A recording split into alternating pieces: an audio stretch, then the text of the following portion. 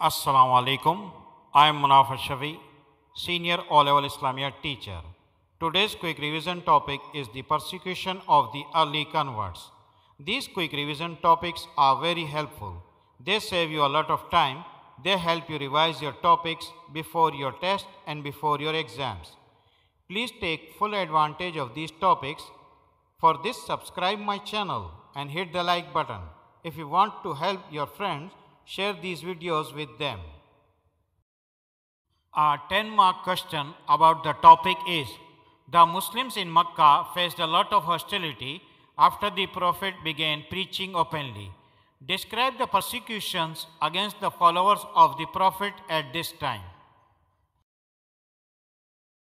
Here is a complete mind map of the topic. Paragraph number 1 is the introduction. The Prophet started his prophetic mission after 610 AD, and gradually the number of his followers began to increase.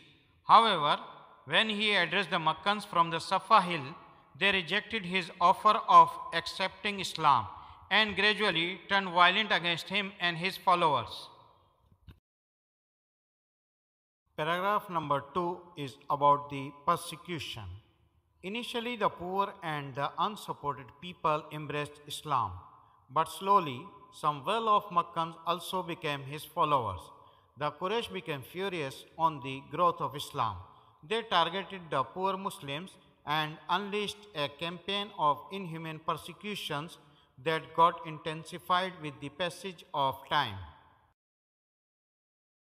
Paragraph number 3 is the examples of the people who were persecuted.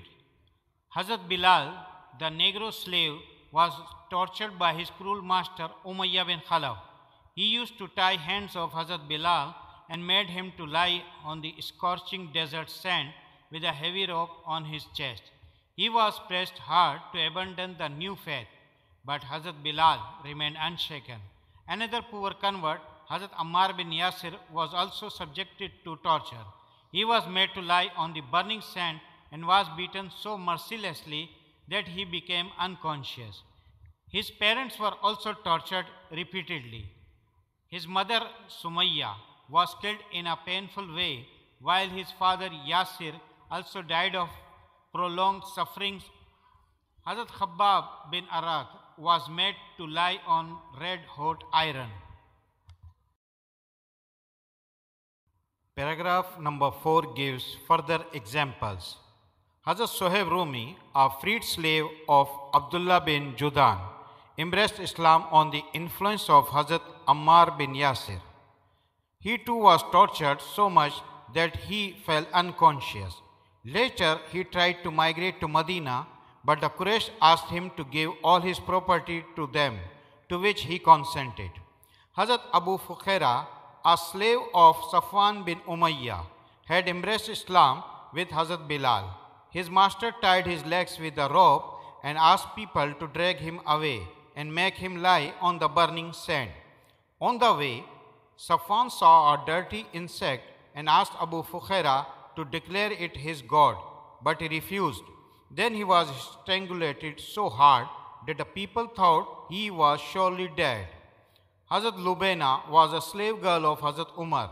He used to beat her and stopped only when he was exhausted and would say, "I have stopped not out of pity, but because I am tired." Hazrat Zinira was also a slave of Hazrat Umar's family and was often beaten very hard by him.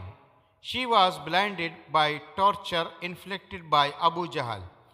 Hazrat Nahadiya and Hazrat Umes were also slaves who patiently suffered severest torture on their conversion to Islam. Hazrat Haris bin Abi Hala, a son of Hazrat Khadija from her previous husband, was also killed by the Makkans when he was trying to protect the Prophet against his enemies. Paragraph number 5 is migration to Abyssinia. In 615 AD, the Prophet allowed some Muslims to migrate to Abyssinia that was ruled by a God-fearing Christian king, Najashi or Negus. Most of these Muslims would live there peacefully till 7 Hijra. This African state was under the rule of a kind and just Christian king, Najashi or Negus. Prominent Muslims who immigrated to Abyssinia were H.Abdur Rehman bin Auf, H.Usman bin Affan, H. Jafar bin Abu Talib, and H.Zubair bin Awwam. All these Muslims heaved a sign of relief as they escaped from their Meccan persecutors. They continued to live there for some years, away from their homes. Some, like Hazrat Usman, would come back to Mecca to make a greater immigration to Medina. Others would directly immigrate to Medina between 622 AD and 630 AD. Paragraph number 6 is about the boycott. The Meccans, seeing these developments, imposed a social boycott on Banu Hashim in order to divide the Muslims. The Prophet shifted to Shaykh Abi Talib, an abandoned property of Abu Talib in the outskirts of Mecca. From 616 to 619 AD, these Muslims suffered hunger and thirst, with only some occasional aid provided by a nephew of Hazrat Khadija and some other noble people. At the end of the boycott, Hazrat Khadija and Abu Talib succumbed to the prolonged sufferings. That means they passed away. Paragraph number 7 about the persecution of the rich.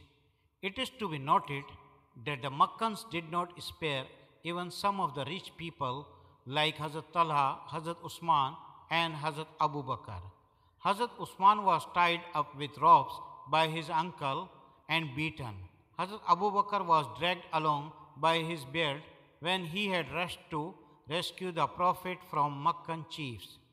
Hazrat Abu Zar Ghaffari, after his conversion, recited Shahada and a Quranic verse in the Kaaba loudly. The pagans fell upon him and beat him so hard that he fell unconscious.